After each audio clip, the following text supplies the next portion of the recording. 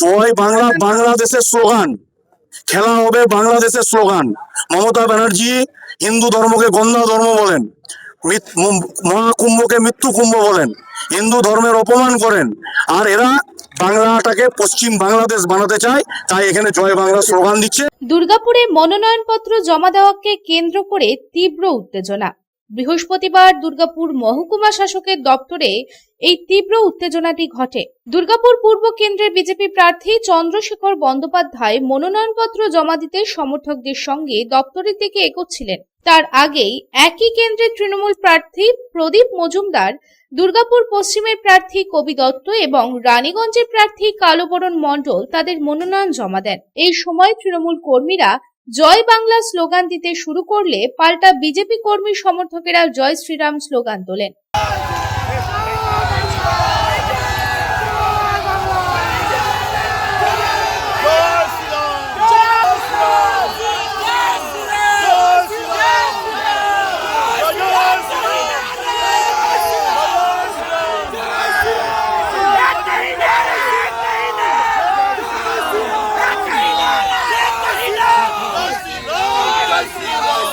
দুই পক্ষের মধ্যে বচসা দ্রুত উত্তেজনায় পরিণত হয় এবং পরিস্থিতি ক্রমশ অশান্ত হয়ে ওঠে। পরিস্থিতি নিয়ন্ত্রণে আনতে দুর্গাপুর থানার বিশাল পুলিশ বাহিনী ঘটনাস্থলে পৌঁছায়। অভিযোগ, সেই সময় দায়িত্বে থাকা পুলিশ আধিকারিক সঞ্জীব দেকে সরিয়ে দেন বিজেপির কর্মী সমর্থকেরা। কিছুক্ষণ উত্তেজনা চলার পর পুলিশের হস্তক্ষেপে পরিস্থিতি নিয়ন্ত্রণে আসে। এই ঘটনাকে কেন্দ্র করে এলাকায় চাঞ্চল্য ছড়ায়।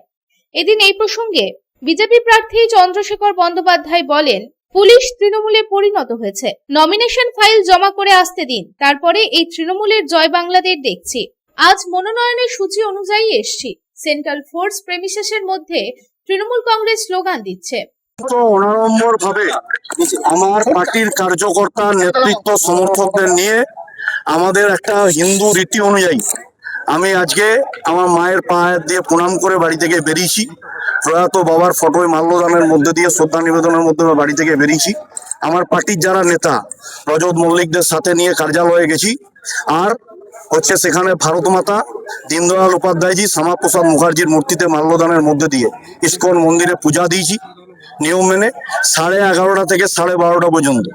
এই মাহেন্দ্র যোগে, আমি হিন্দু ব্রাহ্মণ ঘরের সন্তান, আমি এই মাহেন্দ্র যোগে নমিনেশন করার জন্য সময় নিয়ে আগে থেকে চিঠি দিয়ে আমার যিনি অ্যাডমিনিস্ট্রেশন দেখছেন জসজিৎ বাবু, তিনি হচ্ছেন আগে থেকে চিঠি দিয়ে সূচি করেছেন এবং সেই সূচি অনুযায়ী এখানে এসছি। আমরা কোনো ধরনের কোনো আমাদের ছেলেরা স্লোগান দেয়নি এখনো পর্যন্ত। দেখেছেন এগুলো অসভ্য টিম বলে, এগুলো 144 করা আছে এখানে। এখানে সেন্ট্রাল ফোর্স আছে, এই প্রিমিসেসের মধ্যে স্লোগান দিচ্ছে। আমরা বলি দেখুন, আমরা কিন্তু প্রচুর আজকে হনুমান জয়ন্তীর র্যালি হচ্ছে, আর হনুমান জয়ন্তীর র্যালি কিন্তু শেষ হচ্ছে ইস্কনের শুরু, এসে এমএমসি বিটু মার্কেটে শেষ।